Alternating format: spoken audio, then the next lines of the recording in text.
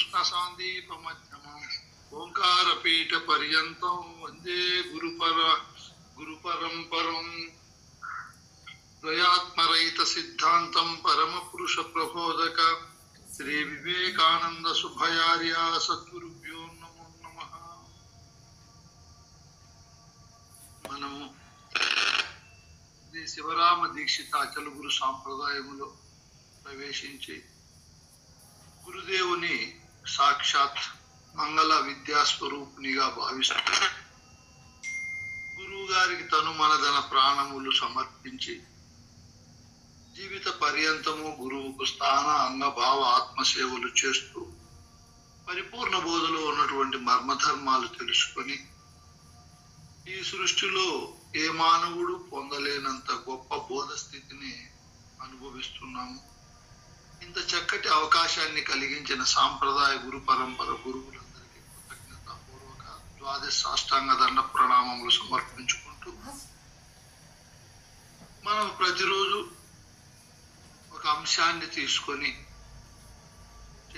గురుస్థానంలో ఉండి చెప్పేవాళ్ళు కానీ శిష్యస్థానంలో ఉండే వాళ్ళు చెప్పేటప్పుడు కానీ చెప్పుకుంటూ వినుకుంటూ కాలాన్ని మోదముతో మనము ముందుకు తీసుకొని పోతున్నాం. ఇందులో భాగంగా మనము గురువు అంటే ఏ వస్తువు, గురుస్థానానికి ఈ సృష్టిలో సరిపడే వస్తువు ఏదో వస్తు నిశ్చయంగా మనం తెలుసుకుంటాం. ఆ పదవి అనేది ఎలా ఉంటుంది, ఆ పదవి లేకపోయిన తరువాత గురువు గారు చెప్పే బోధ, ఆ గురు పదములు ఎలా ఉంటాయో విచారిస్తున్నాము. ఇందులో భాగంగా ఈరోజు మనము గురు బోధన గురించి తెలుసుకుంటున్నాం. గురుడు బోధించే క్రమం ఎలా ఉంటుంది అన్నప్పుడు పరిపూర్ణ బోధకైనా ఏ బోధకైనా దేహం పైన ప్రపంచం పైన ఆరాట పోరాటాలు తగ్గి ఎంతకాలము జీవించినా ఇంతే కదా, ఎన్నేళ్ళు మనము ఈ సృష్టితో పోరాడినా ఇదే ఉంటుంది దినచర్య, కొత్తది ఏమీ ఉండదు. ఒకవేళ మళ్ళీ జన్మ అంటూ ఉండి జన్మకు వస్తే ఇదే పనే ఉంటుంది, మినహా ఏముంటుంది అని బాగా ప్రపంచం పైన దేహం పైన దేహ ప్రపంచ సంబంధమైన విషయాల పైన రాగము నశించిన మహనీయుడు ఒక గురువు దగ్గరికి వెళ్ళినప్పుడు గురువు చెప్పే బోధ ఒక రకముగా ఉంటుంది. మనము గత 3-4 రోజుల వంటి గురువు అంటే ఈ సృష్టిలో అన్నిటికంటే పెద్ద వస్తువు అని, అది పై స్థానంలో ఉంటుందని, దాని సన్నిధానంలోనే ఈ సృష్టి అనే నాటకం జరుగుతూ ఉందని, ఆయన గురువు అనే స్వరూపము నాటకానికి కర్త, భోక్త, అంతర్యామి, ప్రధాన సూత్రధారి అని తెలుసుకుంటున్నాము. అంత గొప్ప స్థానంలో అంటే కల్పవృక్షము, కామధేనువు, ఐరావతము, చింతామణి, అక్షయ పాత్ర, శ్రీనిధి, కల్పనిధిగా ఉన్నటువంటి అంత గొప్ప వస్తువులో నుంచి ఏర్పడినదే బోధ. అంత గొప్ప స్థానంలో ఉన్నటువంటి స్వరూపము నుంచినే సకల విద్యలు జాలువారాయి. అన్నీ అందులోనే ఉన్నాయి, అన్నిటికీ అదే నిలయం. అంత గొప్పదైన వస్తువు చెప్పే బోధ కూడా చాలా గొప్పగా ఉంటుంది. మనము పోలీస్ స్టేషన్లో హోంగార్డుగా ఉండే వాళ్ళ మాటలు, పోలీసులుగా ఉండే వాళ్ళ మాటలు, మరియు జమేదారుగా ఉండే వాళ్ళ మాటలు, ఎస్ఐగా ఉండే మాటలు, సిఐగా ఉండే మాటలు, డిఎస్పి, ఎస్పి, ఐజీ, డిఐజీ, మంత్రి, ఆ తరువాత ముఖ్యమంత్రి, వీళ్ళ స్థానములో వీళ్ళ మాటలు ఉంటాయి. ముఖ్యమంత్రి మాట్లాడే స్థానంలో ఉండే మాటలు అధిష్టానంగా, శాసనబద్ధంగా, విలువైనవిగా ఈ క్రింద ఉండే వాళ్ళందరూ ఆయన మాటను విని ఆయన శాసనానికి బద్దులై ఆయనకు సేవ చేసే వాళ్ళుగా ఉంటారు. అంటే ఈ సృష్టిలో ముఖ్యమైన మంత్రి స్థానంలో ఉండేదే గురుస్థానం. గురుస్థానము నుంచి వచ్చే ప్రతి ఒక్క విషయము గాని, ప్రతి ఒక్క శాసనము గాని క్రింద ఉండే వాళ్ళు పాటించి అమలు పరిచి వాటిని అనుభవించవలసిందే కానీ తమ స్వశక్తితో ఏమీ పని చేయలేవు. అందుకే గురుడు జగదధిష్టాన స్వరూపుడు. గురుబోధ కూడా అధిష్టానంలోనే ఉంటాడు. ఆయన నుంచి వచ్చే బోధ, ఆయన అనుభవించే స్థితి సంపూర్ణంగా సృష్టిలో ఇంకెవరు అనుభవించలేరు. ఎవరు ఇంకా పొందలేని స్థానములు ఆయన పొంది ఉంటాడు. ఆయన చెప్పే బోధ కూడా అలాగే ఉంటాడు. భాగవత కృష్ణ ప్రభువులు చెప్తాడు, గురుడు చెప్పే బోధ ఎలా ఉంటాది అన్నప్పుడు ఆయన ఒక అద్భుతమైన ఖండార్థం చెప్తాడు. ఆయన గురుడు చెప్పే బోధ ఎలా ఉంటుంది అంటే 12 అక్షరములు గల సదమల్ల మంత్రార్థమెరిగి సద్గురు కృపచే 16 అక్షరములు గల అది ఎట్టిదో తెలిపెనేని అతడే సద్గురు. ఇవి 2 ఎరుగా అతడేటి గురుడు చెప్తున్నాడు మహానుభావుడు. నాయన గురుడు అంటే ఇదిగో ఈ విధంగా ఉంటాడు. ఏ విధంగా ఉంటాడు గురుడు? 12 అక్షరాల మంత్రము, సదమల మంత్రం. అది మలినము లేకుండా ఎప్పుడు అమలినంగా సదము, ఎప్పుడు సదా మలిన రహితమై ఉండేది 12 అక్షరాల మంత్రం. ఆ తరువాత 16 అక్షరాల మంత్రం, షోడశాక్షరి మంత్రం. ఇవి 2 తెలిసిన మహనీయుడు గురుస్థానములో ఉండడానికి అర్హుడై ఉంటాడు. ఆయన బోధ యథార్థమై, వాస్తవమై, సత్యమై, భ్రాంతి రహితమై, భ్రమరహితమై ఉంటాడు. అంత ఘనమైనటువంటి ప్రబోధిస్తాడు. ఇవి తెలిసిన గురుడు 12 అక్షరములు గల సదమల మంత్రార్థమెరిగి సద్గురు కృపచే. ఆయన స్వతంత్రంగా స్వంతంగానో తెలుసుకొని ఉండడు. మన సాంప్రదాయంలో కూడా చాలా మంది గురువులు మాది అచల బోధేనని సాంప్రదాయ గురువుని చేరి తెలుసుకోకుండా వాళ్ళ అనుభవంలో, వాళ్ళ ఊహలో ఉండేటివి చెప్తుంటారు. కానీ కృష్ణ ప్రభువులు ఏమన్నాడు ఇక్కడ? అట్లా చెప్పే వాళ్ళకు బోధ యథార్థ వస్తునిచ్చే జ్ఞానం ఉండదు నాయనా. సద్గురు కృపచే 12 అక్షరములు గల సదమల మంత్రార్థం ఎదిగి సద్గురు కృపచే 16 అక్షరములు గల అది ఎట్టిదో తెలిపెనేని అతడే సద్గురుడు. సద్గురువు బోధించే బోధ అదే. 16 అక్షరముల మంత్రము చెప్పి ఆ మంత్రాది దేవుణ్ణి వస్తు నిశ్చయంగా దర్శింపజేసే గురువే గురువు. ఆయన ఓంకారం అనుకోపో, రామతారకం అనుకోపో, లేదా శివతారకం అనుకోపో, విష్ణుతారకం అనుకోపో, లేదా త్రియక్షరాల మంత్రము ఆ ద్వంద్వాక్షరాలకు ముందు శ్రీ పెట్టి అనుకోపో, చతురాక్షరి అనుకోపో, పంచాక్షరి అనుకోపో, షడాక్షరి, అష్టాక్షరి, ద్వాదశాక్షరి, షోడశాక్షరి, పంచవింశతి, ఇవన్నీ బోధించి ఇవి అనుకోపో అనే గురుడు గురువు కాదు. సాధనలు చెప్పి, కఠిన నియమాలు చెప్పి, ధ్యానము, తపస్సు, యోగము ఇవన్నీ చేయించే గురువు గురువే కాదు. అది గురువోదే కాదు. ఆయనే చెప్తున్నాడు, ఇవి 2 ఎరుగా అతడేటి గురుడు. 12 అక్షరాల మంత్రము, 16 అక్షరాల మంత్రము, ఆ మంత్రాది దేవతలను ప్రత్యక్షంగా ఎరిగి తనను ఆశ్రయించిన శిష్యులకు ఫలాపేక్ష రహితంగా, నిస్వార్థంగా, గురుతర బాధ్యతగా ప్రబోధించే గురువే సద్గురు. ఆయన చెప్పే బోధే గురు బోధ. ఇవి 2 తెలియని గురువు ఏం గురువు అయ్యా నాయనా? 12 అక్షరాలనే మంత్రము మొదటిది పరిపూర్ణ తెలుపు. 16 అక్షరాల మంత్రం తదనంతరం మంత్రం అది.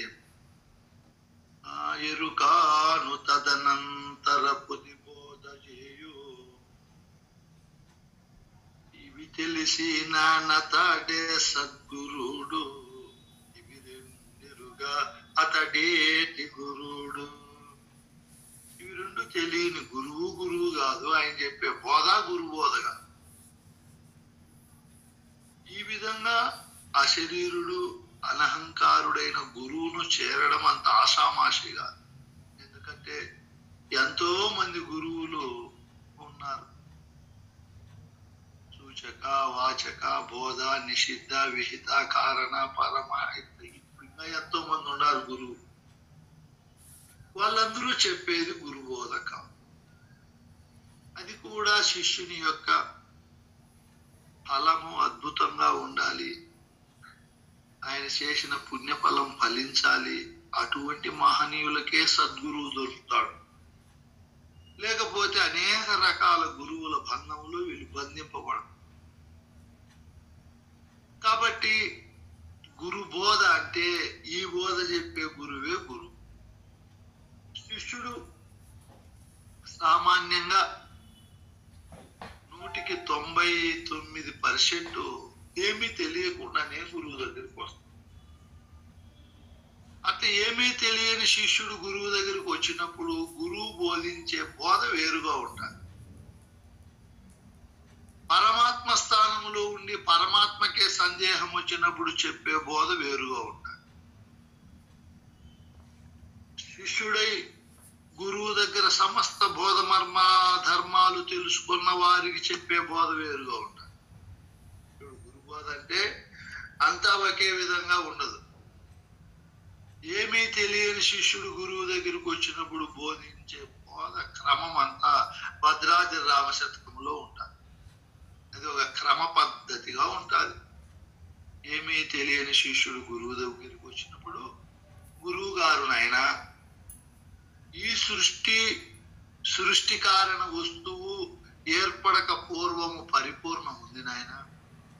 అది సకల దేశాలలో సకల కాలాలలో సమస్త వస్తువుల యందు చంచలము లేకుండా ఆది మధ్యాంతరహితమై ముళ్ళుగురుచు సందు లేకుండా స్వజాతి విజాతి స్వగత వేద శూన్యమై ఏ విధమైన దేహాకారము కాకుండా అది ఎట్లా ఉన్నదో అట్లే ఉన్నది నాయన అని మొదట దాన్ని గురించి చెప్పి ఆ తరువాత ఆ పరిపూర్ణములో లేనికనే ముందు ఏమీ లేదు దాంట్లో, అటువంటి పరిపూర్ణంలో ఎరుక అనేది తనకు తానుగా తోచింది.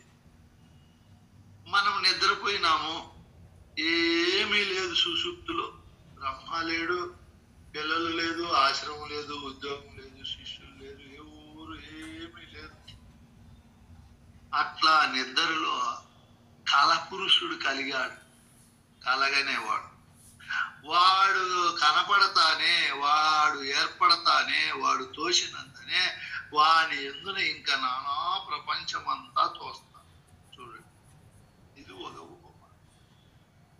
ఏమీ లేకుండా ఒక చెరువు 10 సంవత్సరాల నుంచి వర్షం లేక ఎండిపోయింది, ఏమీ లేదు.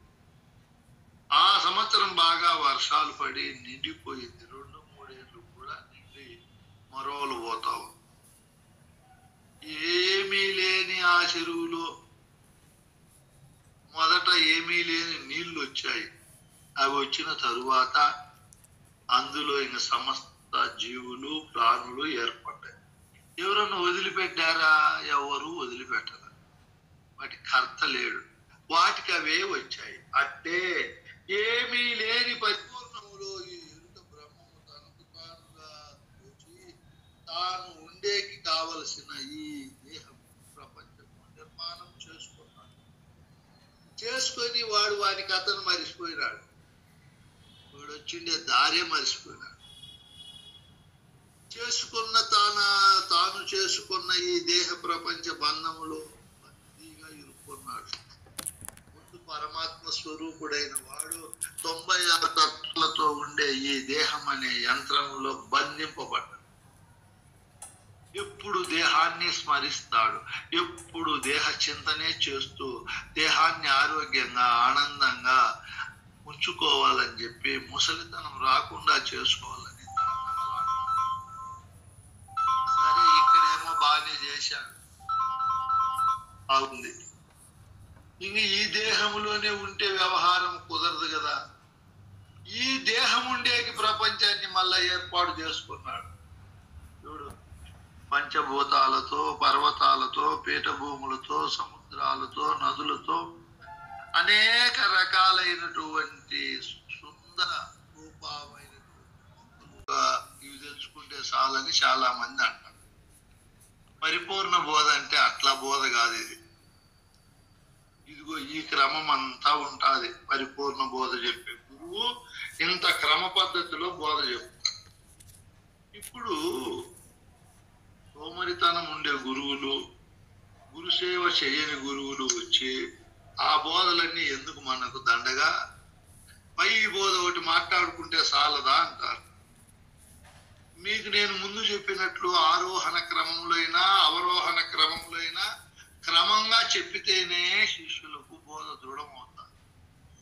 లేకపోతే ఈ ఎరుక అణిగినిట్లే అణిగి ఉంటుంది కానీ పూర్తిగా అనగదు. పూర్ణ బోధ సంపూర్ణంగా విచారించిన వారి యొక్క ఎరుకే అణిగి ఉంటుంది, లేకపోతే అనగదు. ఇటువంటి క్రమములో ఎరుకను రహితము చేసి ఎరుకను మెత్తబరిసే విధానములో గురువు చేసే కష్టము ఎంతో ఉంటుంది మన పైన. టమోటాలు పెరకను పోతే మధ్యాహ్నం వరకు అన్నం పెట్టి 300 ఇస్తారు కూలి. ఉద్యోగం చేస్తే నెలకింత. శాసవలసన్నమ్మ కథ చెప్తే ఇంత. బుర్రకథలు, హరికథలు ఈ విధంగా కిరాయి ఉంటుంది. ఇక్కడ గురువు చెప్పే బోధ కిరాయి లేని బోధ, యథార్థమైన బోధ. ఇది దీనికి ఫీజు ఇవ్వాలంటే ఎవరు ఇవ్వలేరు, అది అయ్యే పనిగా. ఎందుకంటే గురువు అంత కష్టపడతాడు మన కోసం. అన్ని కోణాల్లో బోధ చెప్పి మన హృదయాంతరాల్లో ఉన్నటువంటి పెనవేసుకున్నటువంటి అజ్ఞాన, వివేక, అభిమాన, అనురాగ అంధకారం అనే మహా చీకటిని గురువు గారు పోగొట్టాలంటే గురువుకు ఎంతో ఓర్పు, సహనము, నేర్పు, పరిపూర్ణ బోధల్లో చెప్పే విధానము అన్ని అనర్ఘలమై అన్ని అందరికీ అర్థమయ్యే శైలిలో ఉండాలి. అట్లా గురువు బోధించే బోధ క్రమంగానే ఉంటుంది. ఏ పద్ధతిలో చూసినా క్రమంగానే ఉంటుంది. అందుకే గురుడు బోధించే క్రమములో గురువు ఎంతో మన కోసం కష్టపడాలి, ఎంతో ఓర్పును మన పైన ప్రసరింపజేయాలి. గురువు అంటే సామాన్యం కాదు. ఏదో గురువు అంటే అందరూ అయిపోయినారంటే అవన్నీ కథలు వేరు. ఇక్కడ నిజ గురువు చెప్పే బోధ చెప్పే గురువు ఎంత విద్యావంతుడై ఉండల్లా, ఎంత కృపను పొందిన వాడై ఉండల్లా, ఎంత సాంప్రదాయ బోధ మర్మధర్మాలు ఎరిగిన మహాధీరుడై ఉండాలి. అటువంటి గురువు ఎంతో ఓర్పుతో, నేను ముందే చెప్తున్నా 2-3 సార్లు, అచల గురువుకు ఓర్పు ఎక్కువ ఉండాలి. విసుగుపడకూడదు, కోప్పడకూడదు. చెప్పేటప్పుడు అంత ధారాళంగా హృదయాంతఃకరణను, అందరి హృదయాలను ఆకట్టుకుంటూ వారి అంతఃకరణంలో ఈ బోధను నిలిపే చాతుర్యము, విశేషమైనటువంటి ప్రజ్ఞ అన్నీ ఉండాలి. అప్పుడు ఆ గురుబోధ కూడా ప్రకాశిస్తారు. అందుకే గురుడు బోధించే క్రమంలో ఎంతో ఓర్పు, నేర్పు, సహనము కలిగిన గురువు ప్రారంభము నుంచి బోధ చెప్తాడు. యమం అంటే ఏమి, నియమం అంటే ఏమి, ఆసనములు, ప్రాణాయామము, ప్రత్యాహార, ధ్యాన, ధారణ, సమాధి అనే అష్టాంగ యోగాలను శిష్యునికి చెప్పి ఈ అష్టాంగ యోగాల వల్ల పరిశుద్ధుడైతాడు శిష్యుడు, పరమపావనుడైతాడు. కల్మషము లేని హృదయము కలిగి విశేషమైన భక్తి, జ్ఞానము, వైరాగ్యము, తత్వ విచారణ అన్నీ కలిగి ఉంటాయి ఓతప్రోత. ఈ అష్టాంగ యోగాల వల్ల అంత ఉపయోగం ఉందని పరశురామ నరసింహదాస్ గారు ఈ విధంగా బోధించి నిజ గురువు ఆయనకు తరువాత మంత్రయోగము చెప్తాడు. దేహయోగము, ప్రాణయోగము, మనోయోగము, బుద్ధి యోగము, కుటుంబ యోగాలతో కలిసిపోయినటువంటి శిష్యునికి ఆ యోగాలన్నింటి నుంచి విముక్తిని ప్రసరింపజేసి తాను చెప్పిన మంత్రముతో యోగిని చేస్తాడు. అద్భుతంగా ఉంటుంది ఆ యోగతత్వం. ఆ తరువాత రాజయోగము, గృహస్థాశ్రమంలో శిష్యుడు ఉంటాడు కాబట్టి వానికి లయ, హఠ, రాజయోగములు కూడా నేర్పిస్తాడు. ఎలా వ్యవహారం చేయాలి, సృష్టిలో కామక్రోధాది గుణాలపైన ఏ విధంగా హఠమును ప్రదర్శించాలి, వాటిని స్వాధీనము చేసుకొని వాటి రూపాన్ని దాల్చకుండా తాను ఏ పద్ధతిలో ఉండాలో ఎన్నో కోణాల్లో గురువు శిష్యునికి బోధ చేస్తాడు. ఆ తరువాత తారకము, సాంఖ్యము, అమనస్కము, ముద్రలు, లక్ష్య సాధనలు, మహావాక్యాలు, మహావాక్యాల నిరసన, ఆ తరువాత వాత్తిక్య ప్రబోధ అంటే జీవేశ్వరైక్య సంధానము చెప్పి ఆ తరువాత పరిపూర్ణ బోధను బోధిస్తాడు. బుధుడు మహాపరిపూర్ణ బోధ తెలిసిన మహనీయులు మెచ్చేటట్లు గురువు శిష్యునికి బోధ చేస్తాడు. ఇప్పుడు వచ్చిండే గురువులు అవేందుకు ఇవేందుకు అని అన్ని తక్కువ చేస్తున్నారు. ఒక టైలర్ కుటుంబంలో ఒక తల్లి, తండ్రి, ఒక కొడుకు, ఒక కూతురు ఉండేవారు. వీడు ఇంటర్మీడియట్ చదువుకుంటున్నాడు. వాళ్ళక్క అమ్మా నాయన టైలరింగే, బట్టలు కుట్టేది.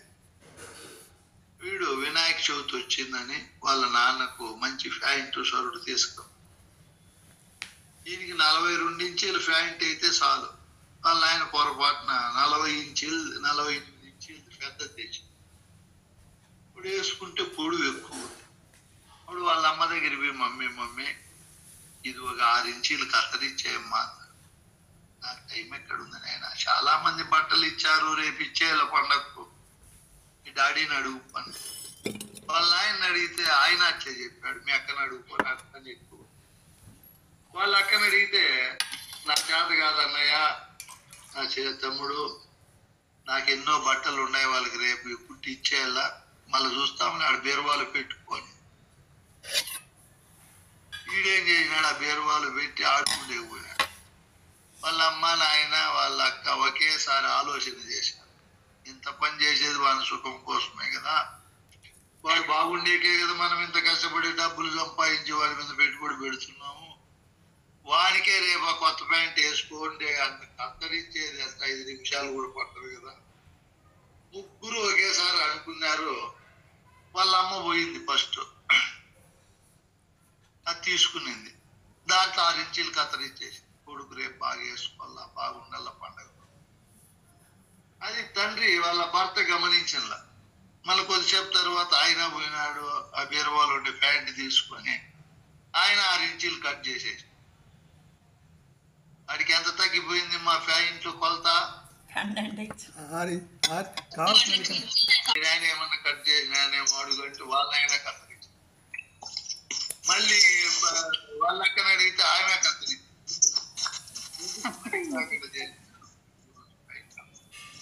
అట్లే మన వారసులకి బోధకు ఎందుకు పనికి రాకుండా చేస్తున్నారు మన గురువు అనేది. మా గురువు అన్ని చెప్పినాడు, స్వామి మాకు అనేది కొంతమంది అన్ని చెప్పినాడు, చాలా తప్పైనా అన్ని చెప్పింది భాగ్యమే భాగ్యము.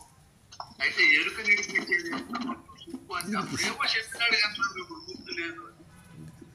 వాళ్ళ గురుగాడు చెప్పినాడు, ఇక్కడ అన్ని కత్తరించేసిన గురువులు భద్రాది రామశతకం వేళ మీకు భగవద్గీత అది ఎందుకు ఇది ఎందుకు అన్ని కత్తరించే పదార్థాలు ఒకటి 4 మంది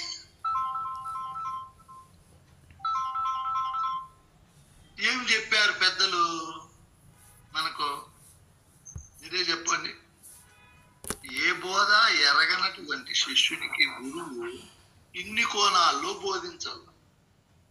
పరమాత్మ స్థానానికి వచ్చిన తరువాత నేను పరమాత్మను, నాకు మినహా పరబ్రహ్మము, నాకు మినహా తెలుసుకునే దేవుడు ఈ సృష్టిలో లేనే లేడు, అన్ని కల్పితాలు, మనకి బాగా భ్రాంతిరహితమై ఉంటుంది.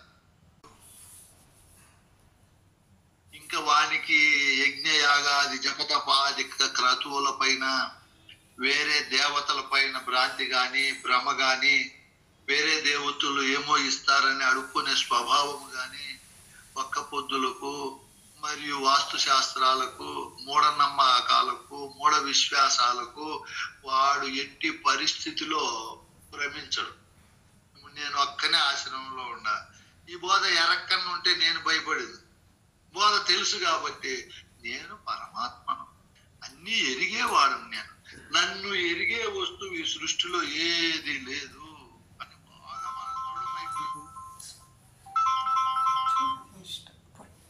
మనకు బాగా అద్భుతంగా దృఢమైపోయింది ఈ మాట. మనం ఎందుకు ఇంకా భయపడతాము, భ్రాంతి చెందుతాము? నేనే పరమాత్మనని గురువు అవరోహణ క్రమములో నువ్వు పై స్థానములో ఉండి క్రిందికి వచ్చావు. గురువు క్రింది నుంచి బోధ చెప్పి నిన్ను పరమాత్మ స్థానానికి తీసుకొని పోతాడు. నేనే పరమాత్మననే తెలుసుకోండి మహనీయుడు ఆ పదవిలోనే ఉంటాను నాయన. ఈర్ష్య, ద్వేషము, ఏ విధమైన కల్మష భావాలు, కోపతాపాలు, అహంకార అభిమానాలు లేకుండా తాను గట్టిగా ఆ స్థితిలో పాదు చేసుకొని ఉంటాడు. అందరూ వారే, అందరిపైన కాసేది ఒకే ఎండ, అందరి నుంచి పోయే గాలి ఒక్కటే, అందరూ నడిచిపోతా ఉండే మట్టి ఒక్కటే, అందరిలో జ్యోతిగా ఎలిగి తెలుసుకొని తెలియజేసే పరమాత్మ నాలో ఉండేది ఒక్కటేనని భేద బుద్ధి పోయి అభేద స్థితి కలిగి తాను నిశ్చల నిర్మల స్థితిలో ఉంటాడు పరమాత్మ. ఆ స్థానాన్ని అధిరోహించి ఆ స్థానంలో ఉండే పరమాత్మకే సందేహం వచ్చినప్పుడు, ఆ పరమాత్మకే సందేహం వచ్చినప్పుడు ఆ పరమాత్మ స్థానాన్ని భ్రష్టత్వము చేసుకొని సకల దేశాలలో నిండి నిబిడీకృతంగా ఉండే పరిపూర్ణాన్ని దర్శించిన గురువు దగ్గరికి పోతాడు ఈ పరమాత్మ. ఇక్కడ బోధించే బోధ వేరుగా ఉంటుంది. గురు పరమాత్మ స్థానములో సందేహం కలిగిన ఆ పరమాత్మకు కందార్థాలు ప్రారంభమవుతాయి. ఏమి తెలియని వారికి కందార్థాలు చెప్పకూడదు, వారికి అర్థము కావదు. ఇక్కడ భద్రాద్రి రామశతకంలో గురువు చాలా ఓర్పుగా, నేర్పుగా, సహనంగా, ఇప్పుడు మీకు అర్థమవుతా ఉంటుంది, నేను చెప్పే అవసరం లేదు. ముందు మీ స్థితిగతులు ఎలా ఉండేవి, ఇప్పుడు ఈ బోధ క్రమం వింటూ ఉంటే మీ స్థితిగతులు ఎంత మార్పు వస్తూ ఉంది, ఎన్ని రకాల విషయాలు ఈ వేదాంతం అనే శ్రీనిలయములో లిప్తమై ఉండాయి, లిఖితమై ఉండాయి, నిగూఢమై ఉండాయి అని మీకు అర్థమవుతా ఉంటుంది. అంతెందుకు మా సన్నిహితులే, మా రెడ్డప్ప స్వామి వీళ్ళకే తెలుస్తూ ఉంటుంది బోధ అంటే ఎట్లుంటుందా అని. ఇది అతిశక్తి కాదు. ఎందుకంటే ఈ బోధ క్రమములో ఇన్ని రకాల విషయ సమూహం అంతా కూడా నిండి నిబిడీకృతంగా ఉంటుంది. దాన్ని గురువు తీసి క్రమ పద్ధతిలో చెప్పి ఎక్కడో మనం జీవస్థానంలో దేహాత్మ గుణజాలాలతో బంధింపబడి ఉండే మనకు ఇంత అద్భుతమైన బోధ ప్రకాశముతో చిన్న చిన్నగా గురువు గారు తిరిగి పరమాత్మ స్థానానికి తీసుకుని వెళ్ళి అక్కడ సందేహము వచ్చిన వారికి చెప్పే కందార్థ ప్రబోధ అక్కడ విప్పి చెబితే వారికి ఉంటుంది ఆ ఆనందం. పరమాత్మ స్థానానికి వచ్చి కందార్థాలు వినే వాళ్లకు ఎంత ఆనందమో, ఇంకా ఎప్పుడు అవే విందామా, ఎప్పుడు వాటితోనే పొత్తు పెట్టుకుందామా అని అంత రుచిగా ఉంటాయి. పిల్లవానికి కోరుకు పండ్లు వచ్చినాయి చిన్న పిల్లోనికి, అప్పుడు జామ పండ్లు, అరటి పండ్లు ఇస్తే కొరుక్కొని తింటాడు. మళ్ళా కొంతకాలానికి చీల్చు పండ్లు వస్తాయి. అవి ఆ పక్కన 2 ఈ పక్కన 2, పైన 1 కింద 1 అట్లుంటాయి. పైన 2 కింద 2 4. ఆ 4 పళ్ళు వచ్చినప్పుడు వాడు కొన్ని ఇంకా చీల్చుకోగలిగే వస్తువులు తినగలుగుతాడు. ఆ తరువాత ఇసురు పండ్లు వస్తాయి. అవి ఇసురు పండ్లు 8 ఉంటాయి. ఆ సైడ్ 4, ఈ సైడ్ 4. అప్పుడు ఇంకా కొంచెం గట్టిగా ఉండే పదార్థాలు తింటాడు. నములు పండ్లు, మళ్ళీ ఇసురు పండ్లు 8 వస్తాయి. అవి వచ్చినప్పుడు వాడు తినే పదార్థాలు ఇంకా వేరుగా ఉంటాయి. అంటే ఈ పళ్ళు వచ్చే కొద్దీ వాడు తినే తిండి వేరువేరుగా అయిపోతాడు. అట్లే శిష్యునికి ఏమీ రాకనే నీ కందార్థాలు చెప్తానంటే సభలు ఎవరు వినరు, రుచి ఉండవు. ఎవరికి రుచి ఉంటాయి? నేను పరమాత్మనని స్థానానికి పోయిన వారికి రుచి ఉంటాయి. చెప్పాడు కృష్ణ ప్రభువులు కూడా, నాయనా గురువు దగ్గర శ్రీపాదం బట్టల్లా అన్నారు శిష్యుడు. శ్రీ అంటే పరమాత్మ. నేను పరమాత్మ అనే పాదాన్ని ఎవరైతే మరవకుండా ఉంటారో తెలుసుకొని నేనే పరమాత్మనని సందేహరహితంగా ఉంటారో వారికి నాకు అందార్థాలు అర్థమవుతాయి. నాయన ఏ పురుషుడు గురువర్యుని శ్రీపాదం లేదో, శ్రీపాదము, శ్రీ అంటే పరమాత్మ, పాదం అంటే వాక్యము.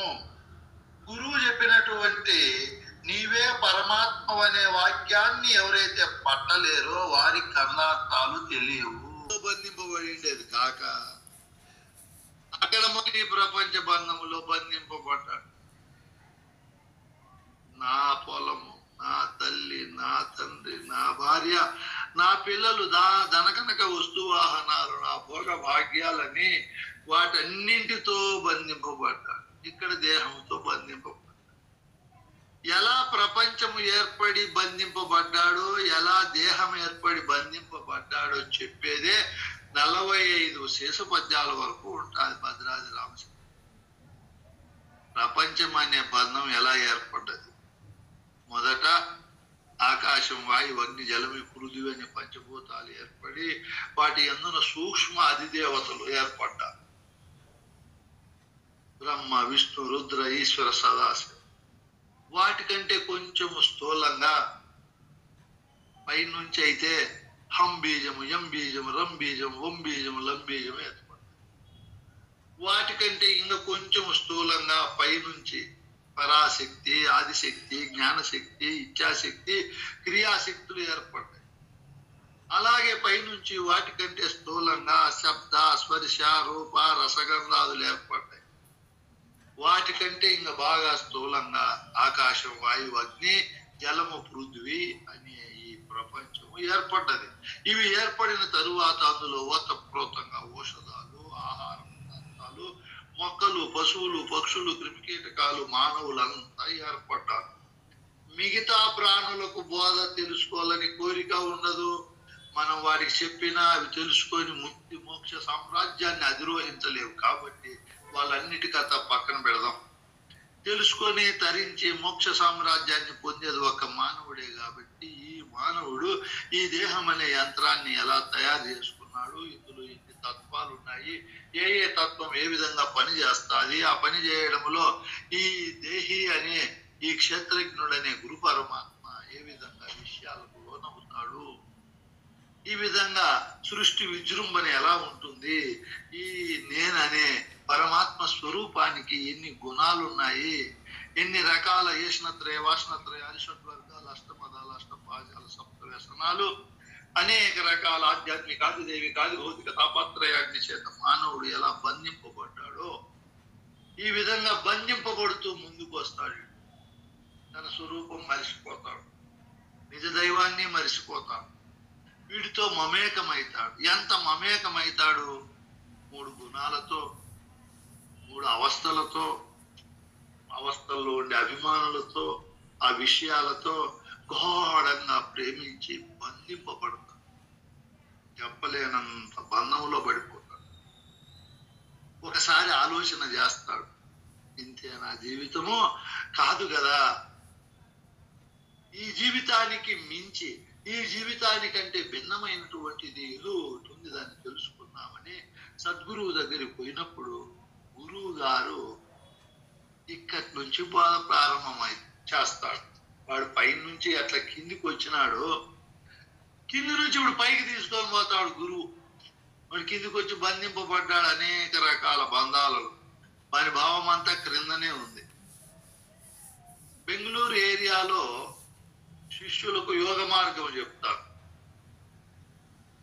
వాడు కుండలి అంటే సర్పం, నాగసర్పం. అది తన శిరస్సును సహస్రారం అనే తలలో పెట్టుకోకుండా తల క్రిందులుగా అది మూలాధారంలో పెట్టుకుంది. తన స్వరూపాన్ని మరిచిపోయి ఈ చక్రాలలో ఉన్నటువంటి విషయ వాసనలకు లోనై ఇవే చింతిస్తూ వీటి చేత బంధింపబడ్డది ఈ పని. ఇక్కడ దాని కోరిక కలిగినప్పుడు గురువు అనే మహనీయుడు జ్ఞానం అనే ప్రబోధ చేత మూలాధార, స్వాధిష్టాన, మణిపూర, హనాత, విశుద్ధ, ఆజ్ఞేయ చక్రాలలో అది ఏ విధంగా మలినమయ్యిందో, ఏ విధంగా తన స్వరూపాన్ని మరిచిపోయిందో చెబుతూ చివరికి సహస్రారంలో ఉండే గురు పరమాత్మ స్వరూపానికి చేరుతున్నాడు. ఈ బోధ అక్కడ యోగ మార్గంలో ఎక్కువ చెప్తారు. ఏది ఏమైనా జీవుడు క్రిందికి పడిపోయినాడు. వాని స్థానము ఊర్ధ్వ స్థానము, ఆయన నివాస స్థలం అక్కడే. ఆ విధంగా క్రిందికి వచ్చిన వానికి సందేహం వచ్చి గురువు దగ్గరికి పోయినప్పుడు ఇక్కడ గురువు చెప్పే బోధ వేరుగా ఉంటుంది. ఇంతే నా జీవితము, భార్య పిల్లలు మొత్తం సమాజం అంతా శక్తి ఉంటే వాడుకుంటుంది, శక్తి లేనప్పుడు వాడుకోలేదు. కాబట్టి వాడుకున్న మనం వాళ్ళు చెప్పిన వ్యవహారంలో ప్రజ్ఞ చూపి ఆ పని చేయలేం కాబట్టి దూరంగా పెడతాం. అప్పుడు వీడు చింతాక్రాంతుడై ఈ వీరి కోసమేనా నేను ఇంత చేసింది, ఇన్ని పాటలు పడిందని చెప్పి చెప్పలేనంత బాధపడు. ఒక కథ ఉన్నది. ఒక అతను ఒక ఊర్లో ఒక కుమారునికి జన్మనిచ్చి మనం పెంచి పెద్ద చేస్తూ ఉంటాడు. అదే ఊర్లో తనకు ఒక స్నేహితుడు, వారికి ఒక కుమారుడు ఉంటాడు. ఆ స్నేహితుని భార్య పోతూ ఉంటే ప్రమాదం జరిగి ఇద్దరు ఆ ప్రమాదంలో ఇరుక్కొని కోమాలేకపోతారు. ఇంకా చాలా కష్టం ఆ జబ్బు నయమయ్యేది అని డాక్టర్ చెప్తూ ఆయన పరిశోధన చేసే లోపల ఆయన చనిపోతుంది వాళ్ళ భార్య. ఇతను ఒకడే గ్యారెంటీ ఇవ్వలేము నాయన అంటారు.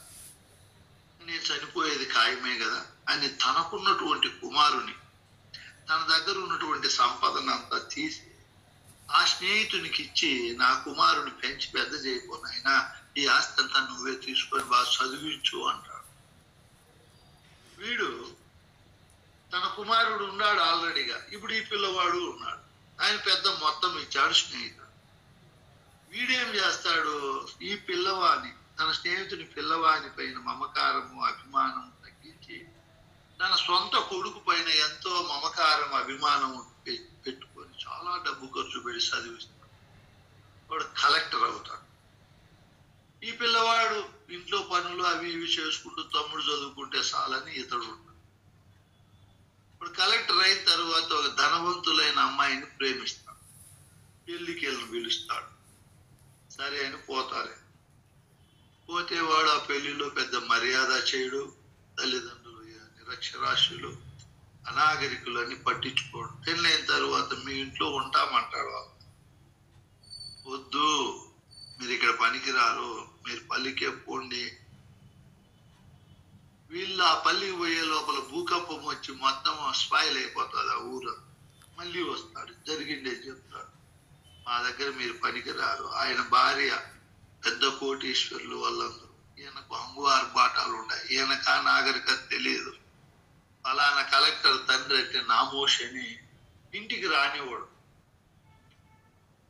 వాని స్నేహితుడు కొడుకు ఎంతో సేవ చేసి తమ తల్లిదండ్రులేననే భావనతో వాడు వీళ్ళను కంటికి రెప్పలా చూసుకొని, ఆ కొడుకు చూడకపోతే నేను చూస్తానని పిలుచుకొని పోతాడు. అప్పుడు వాడు కూర్చొని ఒగుస్తాడు, అయ్యో 25 సంవత్సరాలు దీనికోసమే బ్రతికానే, నా కొడుకు అని అబద్ధాలు చెప్పి ఎన్నో రకాలుగా మోసాలు చేసి ఆ వానికి కూడా మోసం చేసి ఆ పెంపకం కొడుకు దీనికేనా అని చెప్పి చింతాక్రాంతుడైపోయి పక్షపాతం వచ్చేస్తాడు. అంటే ఇప్పుడు ఏం పని చేస్తున్నామో మనకు తెలియకుండా ఈ కొడుకు లేదా కూతురు లేదా దేహము లేదా సమాజంలో గౌరవము ప్రతిష్ట ఇటువంటి వాటికి లోనైపోయి మనం ముందు జాగ్రత్త లేకుండా జీవిస్తాం. అదే నిద్రపోయినా నిద్ర మేలుకున్నా పని చేసినా అదే చింత ఉంటారు. అటువంటి చింతలో బంధములో బంధింపబడినటువంటి వాళ్ళలో ఒకడు ఇది జీవితం కాదు కదా, దీనికి మినహా ఉంది, యథార్థం తెలుసుకోవాలని గురువు దగ్గరికి వస్తాడు. ఇక్కడ గురువు బోధించే బోధ వేరుగా ఉంటుంది. ఏమి తెలియని వారు వస్తే వాళ్ళ గురువు చెప్పే క్రమం ఎలా ఉంటుంది బోధ. గురుబోధ అంటే మన పెద్దలు చెప్పారు, గురుబోధ అంటే ఎలా ఉంటుంది అంటే భద్రాద్రి రామశతకంలో ఇదిగోనైనా గురు శిష్యులు ఇద్దరు ఈ విధంగా ఉంటారు. శిష్యుడు సాధన చత్వారి సంపత్తియును గల్గి. గురువు దగ్గరికి రాకముందే 4 సంపదలు ఉంటాయి శిష్యునికి. మొదటి సంపద నిత్యానిత్య వస్తు వివేకం. నిత్యమేదో అనిత్యమేదో, ఈ దేహము ప్రపంచము అనిత్యమని నిత్యమైన వస్తువును తెలుసుకోవాలనే కోరికతో ఉంటాడు. ఇహము పైన గాని చనిపోయిన తరువాత వచ్చే స్వర్గాధిపత్యము పైన గాని ఆపేక్ష ఏమాత్రం ఉండదు. ఇంకా వాడు ప్రపంచం పైన ఏమాత్రము కోరిక లేదు కాబట్టి అంతర్యేంద్రియాలు నిగ్రహంగా ఉంటాయి. శమం దమం బాహ్యేంద్రియాలు నిగ్రహంగా ఉంటాయి. తితీక్ష వచ్చినా తట్టుకుంటాడు. సాధారణ మానవుల వలె చిన్నదానికి పెద్దదానికి భయపడడు, ఉలికిపడడు, బాధపడడు. నిర్మల హృదయాంతఃకరణతో ఉంటాడు. మరియు శ్రద్ధ, శాంతి, సమాధానము, ఉపరతులన్నీ కలిగి ఉంటాడు. ముముక్షత్వాన్ని కూడా కలిగి ఉంటాడు. ఇది మనకు క్రమంగా చెప్పారు. అయితే ఇది అవరోహణ పద్ధతి. వేదాంతంలో 2 పద్ధతులు ఉంటాయి. అవరోహణ పద్ధతి అంటే పైనుంచి కిందికి రావడం. మొట్టమొదట పై స్థానంలో ఉంటే పరిపూర్ణమును గురించి, ఆ తరువాత ఎరుకను గురించి, ఆ ఎరుక దేహ ప్రపంచాలతో ఏ విధంగా బంధింపబడింది చెప్పేది అవరోహణం, పైనుంచి కిందికి రావడం. ఆరోహణం అంటే క్రింది నుంచి పైకి పోవడం.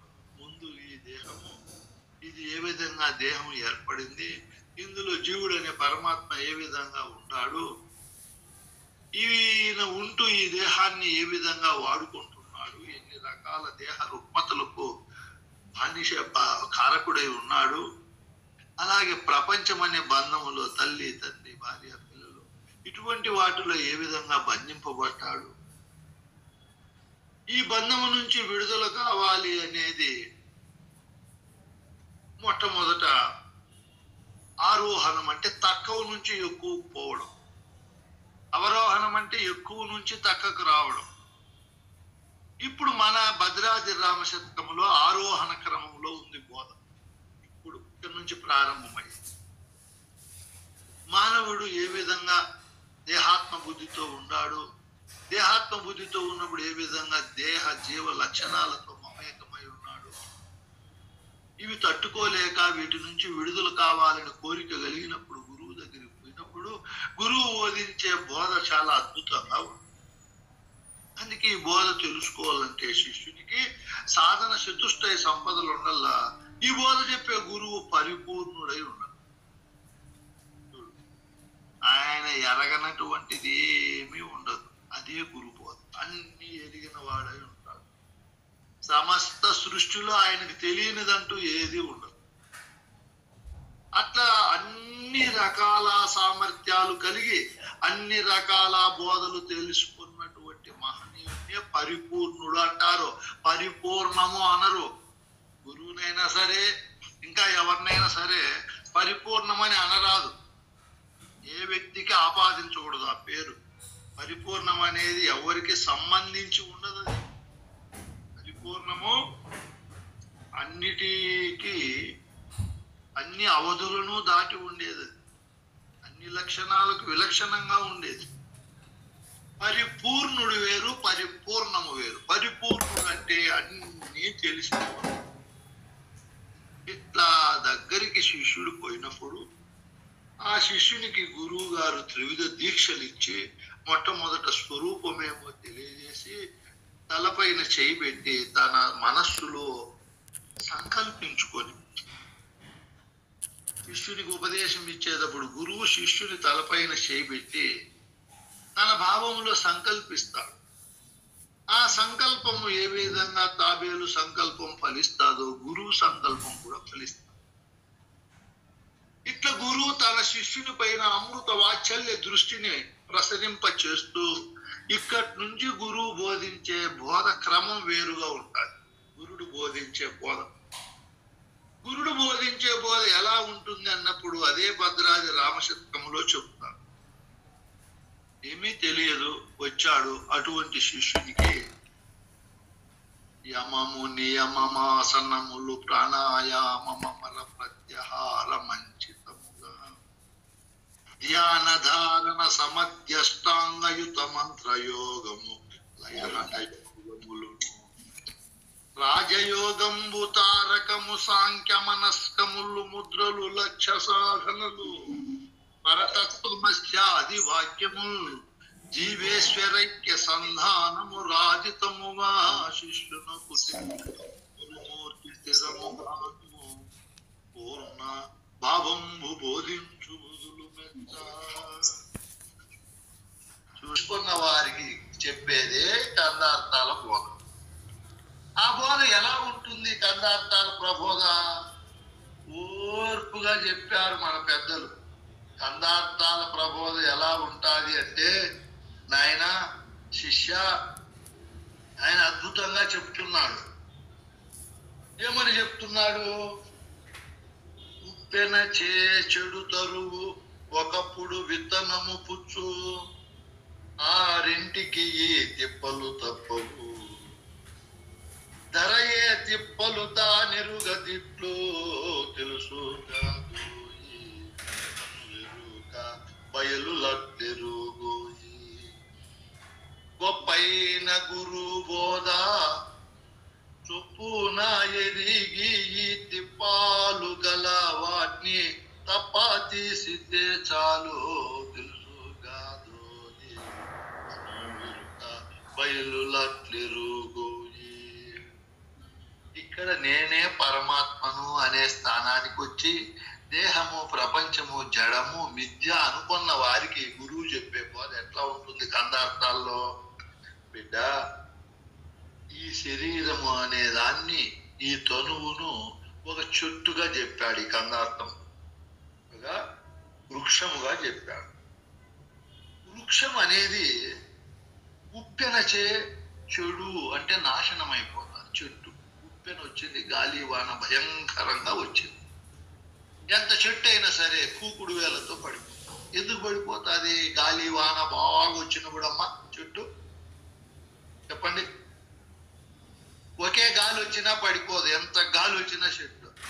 ఒకే వర్షం వచ్చినా పడిపోదు చెట్టు. రెండు భయంకరంగా వస్తే చెట్లు పడిపోతాయి, ఎంత గొప్ప చెట్టు అయినా. ఎందుకు? అది తేమ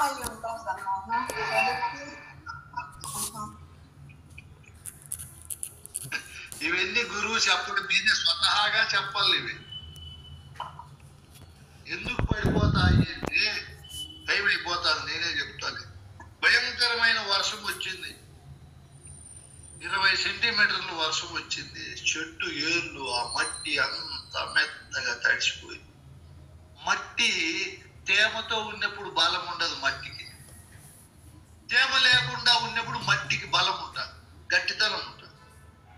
ఇప్పుడు వర్షమే లేదు, చెట్టుకు ఏరు పట్టు ఉంటుంది మట్టిలో. ఎంత గాలి వచ్చినా కొమ్మలు ఇరుగుతాయి కానీ చెట్టు ఊడిపోదు.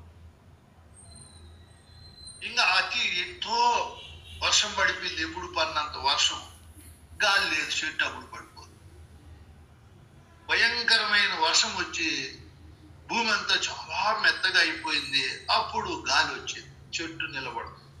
అంటే ఈ దేహం అనే చెట్టు, దీనికి ఆయుష్ అయిపోయింది. చెట్టులో పట్టు లేదు, ఏ విధమైన పట్టు లేదు. పళ్ళు ఊసిపోయినాయి, ముడతలంతా శరీరం పడ్డది, ఎంటుకలు ఊసిపోయినాయి, మోకాలు నొప్పులు, మెడుసులు నొప్పులు, ఈ తోలు శరీరము ఎన్నో రకాలుగా బలహీనం అయిపోయింది. ఇది చూసే కట్టుంటుంది డెకరేషన్ చేసుకుంటే, లేకపోతే ఏమీ ఉండదు. ఒక రాజుకు ముందే 10 పెళ్ళిళ్ళు అయినాయి. ఆ ఊర్లో ఒక అందమైన అమ్మాయి ఇతడు ఎదురుకపోతా అంటే కనుక రాజు కదా, ఆమెను కూడా నీ పెళ్లి చేసుకోవాలా, పిలిపించండి అంటే ఆ పాప, స్వామి చేసుకుంటాను రాజు, అయితే ఒక నెల టైం, నెల తరువాత చేసుకుంటాను. నెల టైం ఇచ్చినాడు, నెల తరువాత పిలిపించినాడు. ఆయన పోతే, ఎవరు నువ్వు? ఏది ఆ పాప అంటే, ఆ పాపనే నేనండి. ఆ పాప, ఏమి ఇలా అయిపోయినావు అంటే, నీవు ఎప్పుడైతే పెళ్లి చేసుకుంటాను నన్ను అన్నావో ఆ రోజు నాకు భయము, దిగులు అనేది నా శరీరంలో ఏర్పడ్డవి. రాజు, మేము పేదోళ్ళము, ముందే 10 పెళ్ళిళ్ళు అయినాయి, నేను ఎలా సంసారం చేయాలి, ఎలా నన్ను ప్రేమతో చూసుకుంటాడా చూసుకోలేడా, మళ్ళా ఒక సుందరాంగి కనపడితే దాని వెంట వెళ్ళిపోతాడేమో, మళ్ళా నా బ్రతికేం కావాలని ఆమె హృదయంలో ఇదే తపన కలిగింది. తపన కలగడము శరీరములో ధాతువులు, నాడులు, శరీరములో ఓతప్రోతంగా ప్రతి ఇంద్రియము ఆలోచన కలిగింది. ఆ చింత అనే చితికి దహించిపోతాడు. చింతాక్రాంతులకు ఆరోగ్యం దెబ్బతినిపోతుంది. ఎక్కడన్నా చూడండి, ధైర్యం ఉండే వాళ్ళకు ఏ రోగం ఉండదు, ఇంకా 10 ఏళ్ళు ఎక్కువ బ్రతుకుతారు. అన్ని సమస్యలు నాకే రాకపోతాయి. ఏం చేస్తాయి? ధైర్యం ఉండాలి. ఈ బాబా ఆ స్థితితో నేను కాలిపోయాను. తిన్న తిండి అంతా కూడా ఎక్కువ చింత చేసే వాళ్ళు ఎంత తిండి తిన్నా ఒళ్ళుకు పట్టదు. ఆ చింతని అగ్నిలో కాలిపోతారు, రోగాలు వస్తాయి. కొంచెం కానీ తిని చింత చేయకుండా నిర్మలంగా ఉన్నామనుకో, ఏ భావములో భయభ్రాంతులు లేకుండా వాళ్ళు ఎక్కువ రోజులు బ్రతుకుతారు, శక్తి ఎక్కువ ఉంటారు. ఈ పాప ఇట్లనే అప్పటి నుంచి భయపడ్డాను, ఈ విధంగా మారిపోయినాను. నేనే ఆ పాపను అంటానే వాడు ఆశ్చర్యపోయి, ఆయన పెళ్లి వద్దు, పేరంటం వద్దు, ఏ దేహమైనా ఇచ్చే కదా మారిపోయేది, ఊరికే పై మెరుగులకు నేను ఇంతవరకు నేను ఆకర్షింపబడ్డాను కదా, ఈ పై మెరుగులు శాశ్వతం కాదు, ఇవన్నీ మెరుగులు ఏదో రూపములో ఏదో ఒక కాలంలో నశించిపోయేటివే కదా అని వాడు బుద్ధి మార్చుకున్నాడు. ఇప్పుడు ఇక్కడ ఈ దేహం అనే తరువు ఈ విధంగా నశించిపోతాడు. ఈ దేహం అనే తరువును ఆశ్రయించుకొని ఉన్నటువంటి పురుగు, విత్తనమును పురుగుగా చెప్పాడు. ఈ విత్తనం అనే పురుగు పుచ్చిపోతాది. పురుగు ఈ విత్తనము మేము చిన్నప్పుడు మా అమ్మ పొలంలో వేసే అనుములు, అలసందలు, నూగులు, సద్దలు ఇట్లాంటివి తడవలో పెట్టి దానిపైన పెద్ద మూత పెట్టి వర్షం వచ్చిన తడవకుండా బూడిది కలిపి పెడతా ఉంటుంది. అవి ఆ సమయం వచ్చాక అందులో పావలా ₹1 భాగం పురుగులు పడిపోయి నశించిపోయాయి. కాల ప్రవాహంలో పురుగుకు, ఆ విత్తనానికి కూడా పురుగు వల్ల నాశనం ఉంది, అది కూడా నశించిపోతుంది. అట్లే ఈ దేహం అనే వృక్షములో ఉండే విత్తనం అనే నేననే అహంకారం కూడా నశించిపోతాడు. చెట్టు బాయ్, విత్తనము బాయ్, దేహము బాయ, దేహి బాయ. ఈ రెండింటికి ఏదైతే ఆధారంగా ఉందో, చెట్టు ఉండాలన్నా, చెట్టు నుంచి విత్తనాలు రావాలన్నా, విత్తనాలు మళ్ళీ చెట్లు కావాలన్నా భూమి ఉండాలి. భూమికి నాశనం లేదు. చెట్టు విత్తనం, చెట్టు విత్తనం ఇవి వస్తా పోతా ఉంటాయి. భూమి అట్లా వచ్చిపోయేది కాదు. అట్లే నేను పరమాత్మనని తెలుసుకున్న మహనీయునికి గురువు నాయనా, నీవు పరమాత్మవే కాదని చెప్పలా. నీకు ఆధారంగా ఉండే దేహము ఈ విధంగా నశించిపోతాడు. అది నశించినప్పుడు నీకు ఉనికి ఉండదు, నువ్వు దెబ్బతినిపోతావు. అందుకే కృష్ణ ప్రభువులు తన కందార్థాలకు ద్వయదోషము అంటారు. రెండింటికి దోషం ఉందంటారు. మిగతా బోధస్తులు అందరూ కూడా ఏకద్వేష దోషమును చూపిస్తారు. ఏక వస్తు పక్షపాత బోధ చెప్తారు. వాళ్ళు దేహంలో దోషము చూపిస్తారు. ఇది ఎప్పుడైనా పోయేదే, ఇది నరములు, అస్థులు, చర్మ, నక, రోమ, మాంసములతో కూడి ఉంది. అబ్బా, ఇది లోపల ఉండేది కంపు, కపము, పైత్యము, ఇదంతా కూడా మాలిన్యము, ఇది జడమైంది, పంచభూతాలతో తయారై పంచభూతాలతో కలిసిపోతుంది.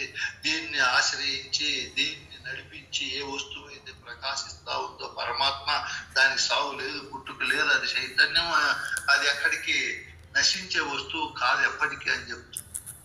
కానీ అసలు గురువులు వచ్చారు, పక్షపాత దృష్టి కాకుండా నిష్పక్షపాత దృష్టి కలిగి రెండింటిలో దోషం ఉంది. ఈ మన ప్రిన్సిపాల్ సార్ మొట్టమొదటే చెప్పాడు ఈరోజు పరిపూర్ణ బోధ గొప్పతనం. ఈ దేహము, తనువు, ఎరుక రెండు దీన్నది దాన్ని సృష్టించుకోను, ఒకటి లేకపోతే ఒకటి కనపడదు. ఇట్లా బోధ చెప్పి భూమి ఏ విధంగా నశించకుండా ఉందో బయలు అట్లుంది నాయన. బయలు పరిపూర్ణమనే బయలు ఇట్లా ఉంది అని చెప్పేదే గురుబోధ. ఈ బయలు శాశ్వతము, సత్యమైంది. బయలు కాని ఎరుక, బయలు కాని ఆ దేహము రెండు పోయేటివే. రెండింటికి నాశనం ఉంది. ఇవి రెండు కానిది పరిపూర్ణమని చిన్న పిల్లలకు కూడా అర్థమయ్యే పద్ధతిలో చెప్పేదే పరిపూర్ణ బోధ.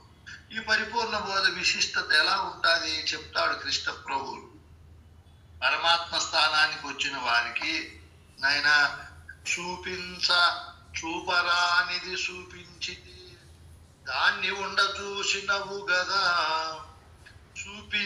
చూచనిది దీన్నే బుద్ధిగా తలసబోకు, ఇదే గురు బోధ నిన్నంటాదు ఇతరామే బాధ.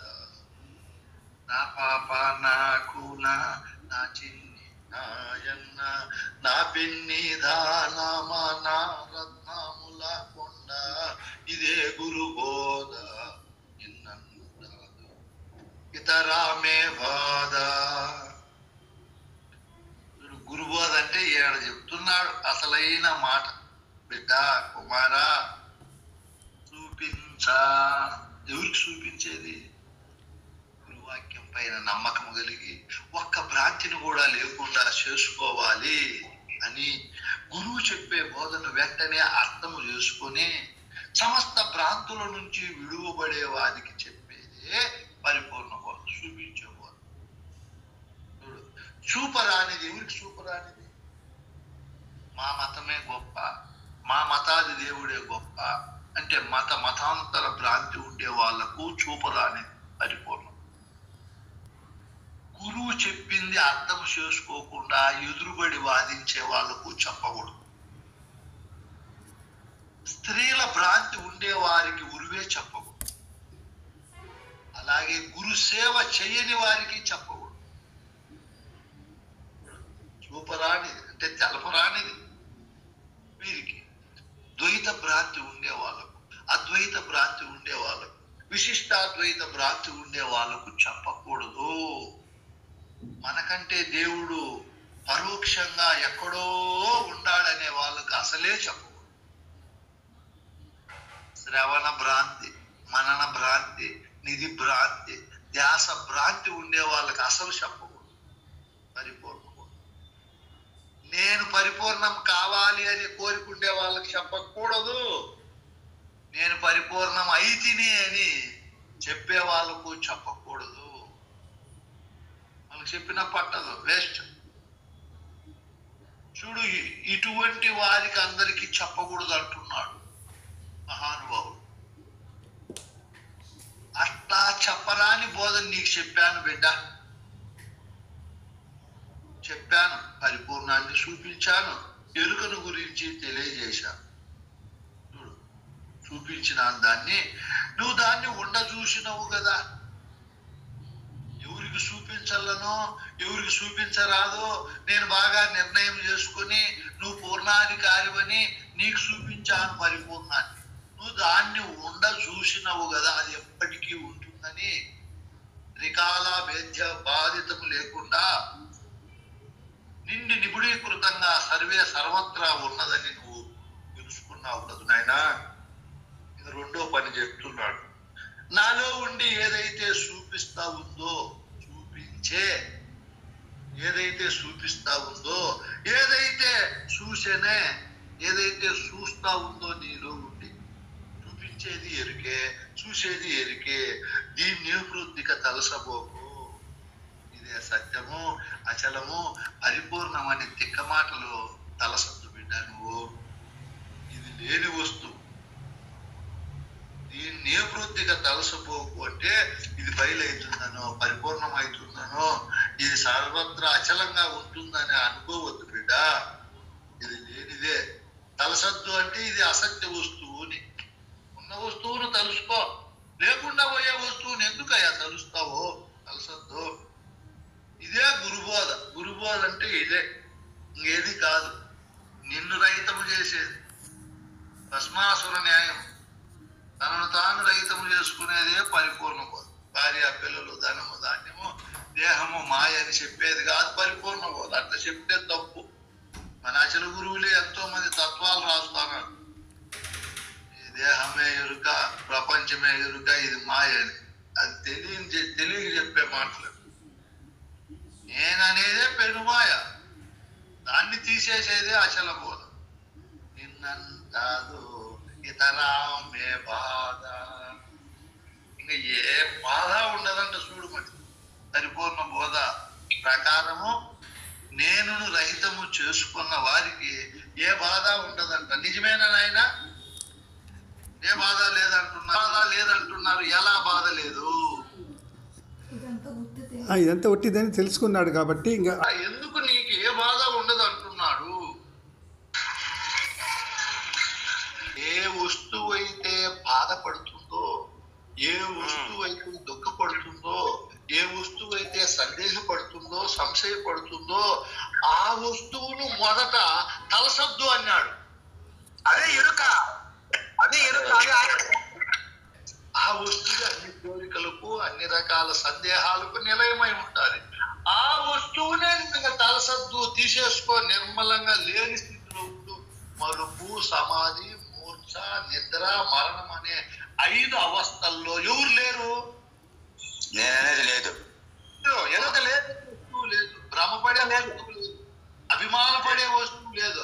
పక్కన కూర్చొని చనిపోయిన వాళ్ళు, చనిపోయిన శవం దగ్గర పోయి, నాయన రామిరెడ్డి నిన్న ఉంటివన్నా, ఇప్పుడే పోయినావు, ఎంత అన్యాయము చేశావన్నా, మీ భార్యకు పిల్లలకు ఎక్కడి ఎంత మంచి అన్నా, నువ్వు ఎంత బాగా అందరికి సహాయం చేస్తుంటివన్నా, ఇంకెవరన్నా మా దిక్కు అన్నా అంటే ఏమనుకుంటాడు ఆయన లోపల? మనిషి లేదు. పక్కన ఇట్లా ఎంత అన్యాయం. మీ తాత బరువులు తీర్చుతాడా? 2 పిల్లలకు పెళ్లి ఊరు చేస్తారు, అప్పుడే వెళ్ళిపోతుంది కానీ ఆయన కోపంగా బాధగా మాట్లాడతాం. ఆ దేవుని కంప కొట్ట అట్లా పొగడ్తలు చేసిన ఎవరు లేరు ఇప్పుడు ఆ శవంలో. నేననే వాళ్ళు. ఇప్పుడు గురుబోధ ప్రకారము ఈ నేను అనేవాడు ఈయన్ని తలసద్దు అన్నాడు గురువు. గురుబోధ అంటే అదే, నేననేదే పెనుమాయ, నేనే కళ. దాన్ని తలసద్దు అంటే ఇంకా ఆ వస్తువు లేనప్పుడు ఇంకా బాధ ఏముంటుంది ఆయనకో? బాధపడే వస్తువు ఏం బాధలేదు. ఇక్కడ చెప్తున్నాడు గురువు శిష్యునితో. ఏమని చెప్తున్నాడు? నా పాప, నా కూన, నా చిన్ని నాయన్న, నా పెన్ని దానమా, నా రత్నముల కొండ, ఇదే గురుబోధ అంటున్నాడు. దీనికి లౌకికంగా ఒక అర్థం ఉంటుంది ఈ పదాలకు. కృష్ణ ప్రభువుల భావంలో ఒక రకంగా ఉంటుంది ఆ పదాలకు అర్థం.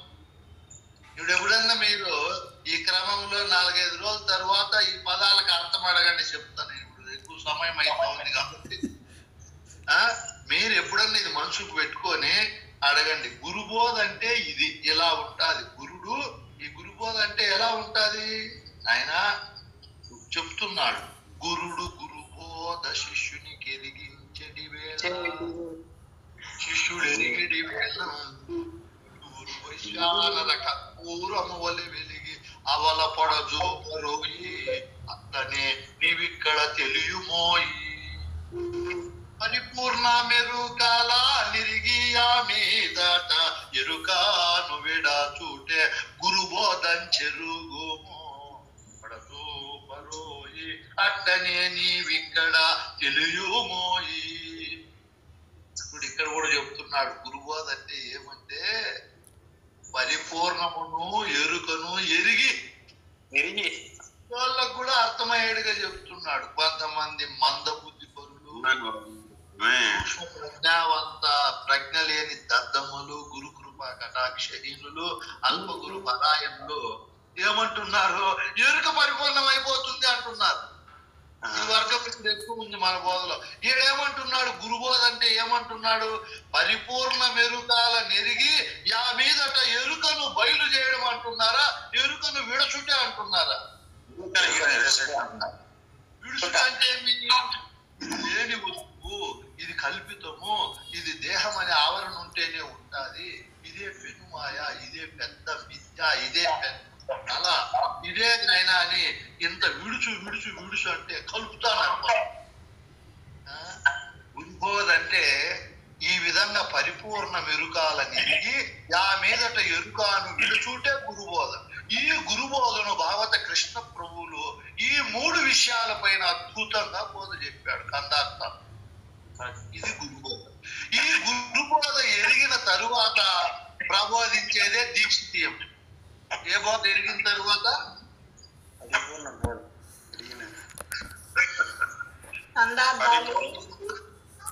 ఈ పరిపూర్ణమును ఎరుకను ఎరిగి ఎరుకను విడిచిన వారికి చెప్పేది దీక్షితేమో, అందరికీ చెప్తేది అర్థం కాదు.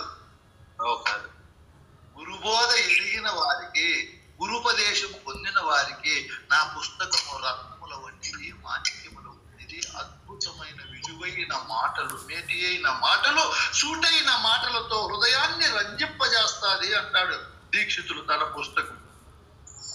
గురుబోధ ఎరగని వారికి అంటే పరిపూర్ణము ఎరుక ఈ రెండింటిని విచారించి ఎరుక లేనిదని ఎరుక పైన భ్రమను విడసనటువంటి వారికి నేను చెప్పే బోధ చిల్ల పెంకులు, నల్ల బొగ్గులు వంటిది అన్నాడు.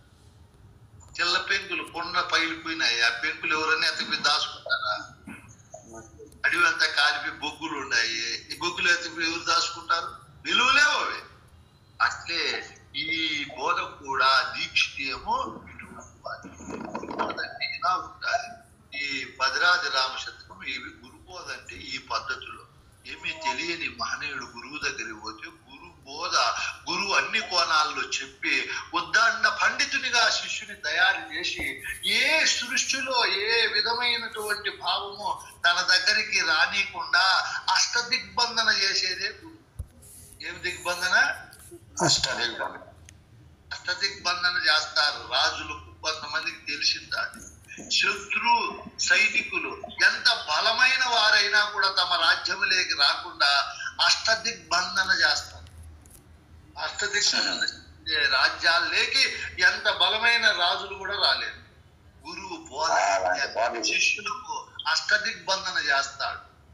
ఆ బోధ ఎరిగిన మహనీయుని కోటలేకి కామ క్రోధాది గుణాలు, భ్రమలు, భ్రాంతులు, ఈషణత్రయాలు, వాసనత్రయాలు, అజ్ఞాన అవివేక అంధకారాలతో కూడిన ఏ శత్రువు రాడు ఈ బోధ ఎరిగిన వారి దగ్గర. అదే గురుబోధ.